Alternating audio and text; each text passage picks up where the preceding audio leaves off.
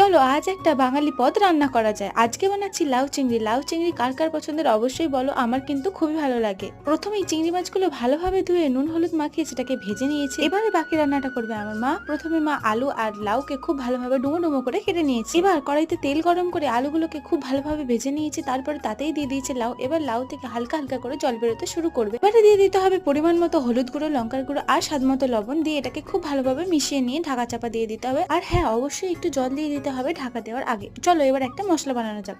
কিছুই না, দিতে হবে শুধু আদা আর জিরে। এটাকে খুব ভালোভাবে পেস্ট করে নিতে হবে। অন্যদিকে লাউ আর আলু ভালোভাবে সিদ্ধ হয়ে গেলে সেটাকে নামিয়ে নিয়ে কড়াইতে তেল গরম করে নিয়ে সামান্য পরিমাণ তেজপাতা দিয়ে ওই মশলাটাকে ভালোভাবে ভেজে নিয়ে দিয়ে দিতে হবে লাউটা। সবকিছু ভালোভাবে রান্না হয়ে গেলে শেষে দিয়ে দিতে হবে একটু সামান্য চিনি আর একটু গরম মশলা, যার জন্য এই টেস্টটা আরো ভালো হয়ে যায়। আর হ্যাঁ, অবশ্যই চিংড়ি মাছ দিতে ভুলো না কিন্তু। ব্যাস, আমাদের রেডি লাউ চিংড়ি। রেসিপিটা কেমন লাগলো তোমরা অবশ্যই জানিও। তোমরা বাড়িতে এভাবে ট্রাই করে দেখতে পারো। তো আজকের জন্য এতটাই, দেখা হবে নতুন নতুন ভিডিওতে। আজকের